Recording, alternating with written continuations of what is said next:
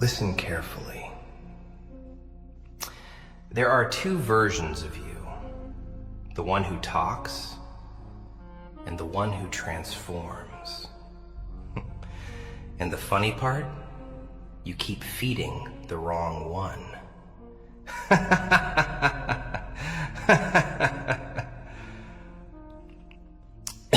Every time you choose comfort over discipline, every time you say, just this once, every time you let distraction steal another hour of your life, you are voting for weakness, voting for average, voting to stay in the crowd. And the crowd is full. The 1% mindset is not loud. It doesn't beg for attention. It doesn't announce itself. It doesn't need to be seen. It is built in silence. In the mornings, you wanted to quit. In the nights, you felt empty. In the moments where nobody would have blamed you for giving up, but you didn't. That is the difference. Not perfection, not luck, not some fantasy of becoming fearless overnight. No, it is choosing discipline while fear is still in the room. Choosing order while chaos is still clawing at your mind. Choosing effort while your body begs for ease. 1%, a tiny number, a brutal standard, a lonely road. But if your mind is right, that road becomes your kingdom.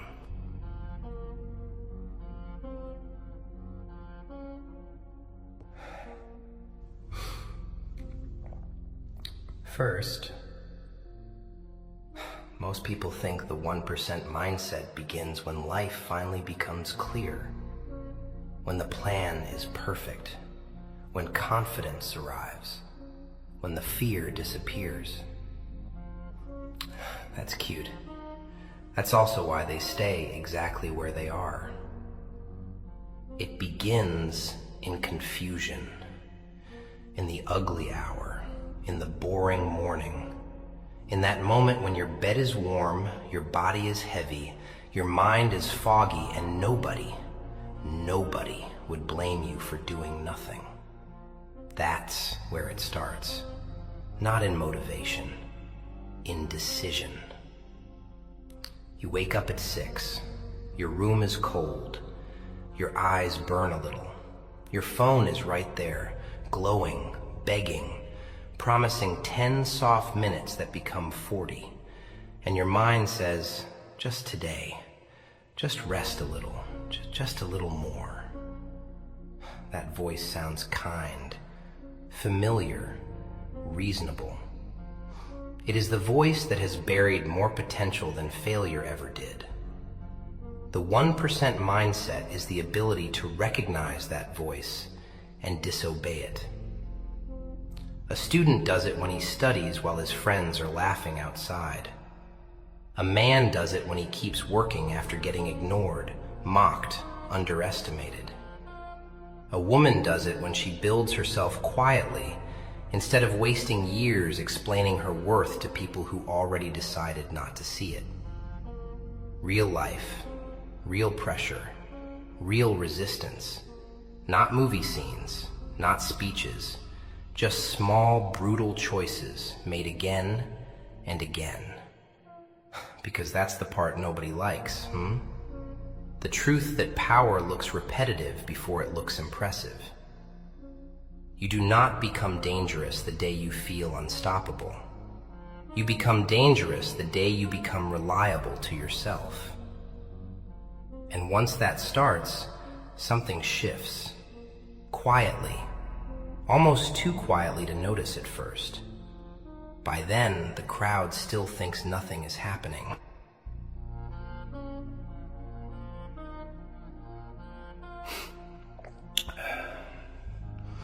Second, people love to romanticize discipline after they see the result. after the body changes, after the money shows up, after the silence turns into status. Then suddenly everyone says, "Ah, yes, yes, he was focused. He was built different." Built different? No. He just kept going on days that would have made most people disappear.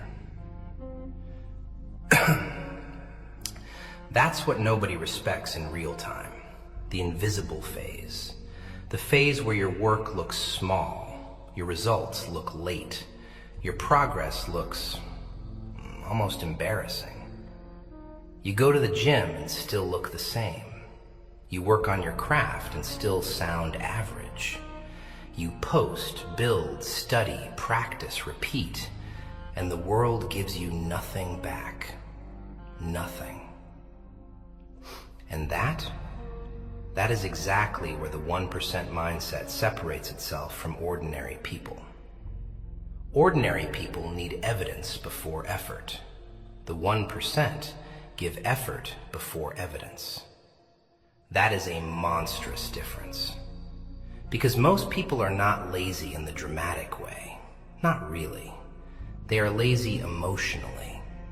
They stop when they feel unseen. They slow down when they feel foolish. They quit when progress becomes too quiet to impress anybody. Look at real life. A young man starts learning a skill online. First week, he's obsessed. Second week, still excited. Third week, nothing. No praise, no visible reward, no miracle. Suddenly he's confused. Suddenly he's rethinking the path. No, he isn't confused. He's in withdrawal from instant validation. And if you cannot survive that stage, you will never touch excellence. A boxer does not become feared in the ring because he had one aggressive night. He becomes feared because he trained while tired, while sore, while nobody filmed him, while nobody clapped. A student does not suddenly become top of the class because of a lucky burst of motivation. It happens when he reads the extra page after his brain starts begging for escape. A business owner does not rise because of one clever idea. It happens because he keeps showing up after doubt has already taken a bite out of his chest. That's the ugly truth. The 1% mindset is not glamorous. It is stubborn. It is repetitive. It is deeply unfair to your excuses. And the frightening part? Once someone learns to work without immediate reward, they become very hard to stop.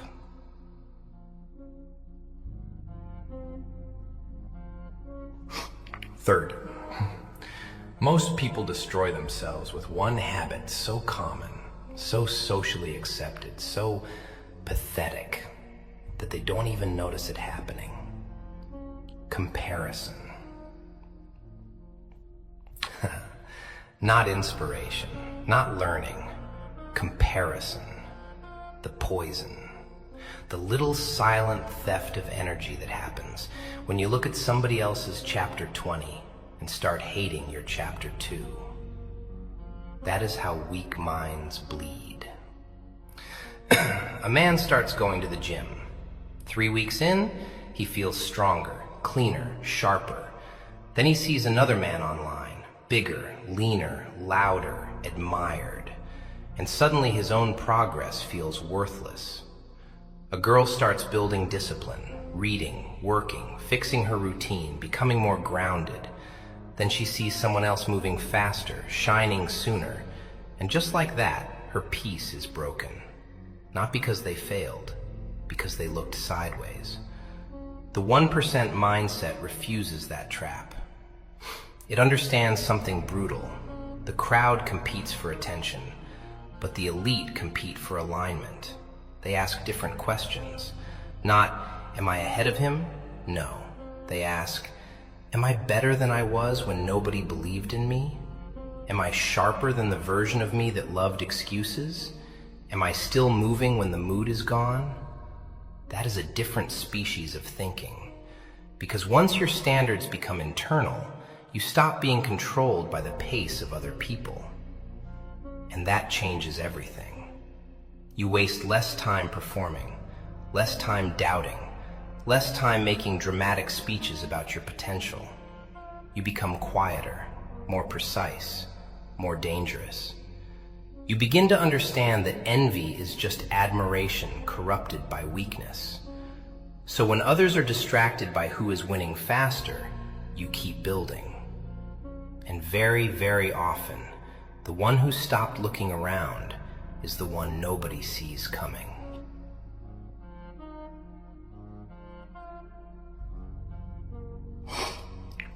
Fourth, most people are not destroyed by failure. No. Failure is loud. Failure is honest. Failure at least tells you something. What really ruins them is inconsistency, the start-stop cycle, the little bursts of intensity followed by long, sleepy disappearances. That pattern looks harmless. It is lethal.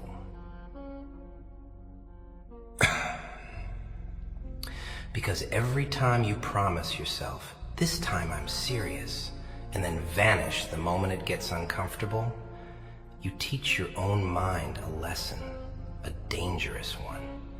You teach it that your words mean nothing, that your plans are theater, that your ambition is just another emotional episode.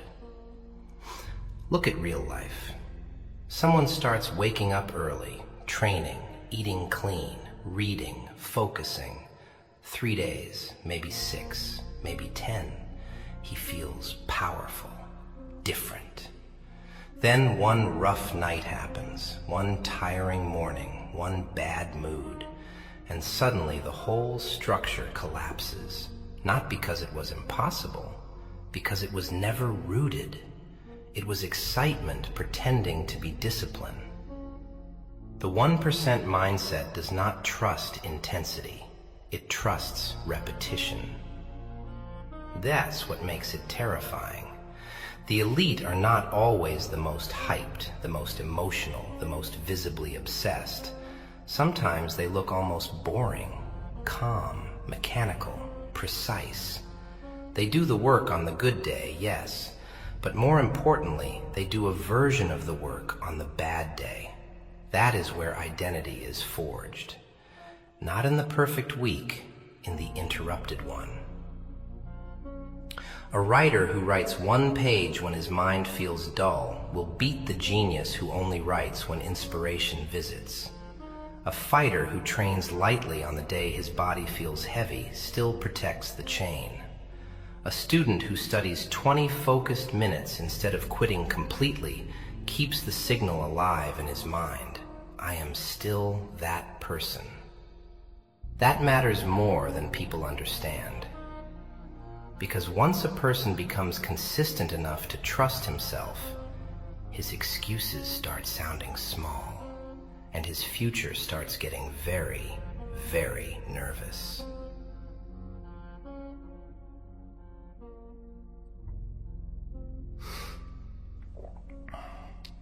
Fifth, most people don't have a time problem.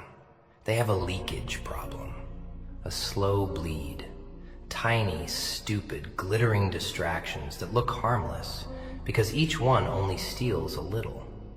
5 minutes here, 10 there, 1 scroll, 1 video, 1 pointless conversation, 1 unnecessary check, 1 small break that melts into an hour. And then they say life moves fast. No, you are moving carelessly. That is the difference. The 1% mindset understands that greatness is rarely destroyed by one dramatic mistake. It is usually eroded by casual disrespect toward time. Not evil, not tragedy, just softness, just looseness, just a mind with no gate on it. Look at real life.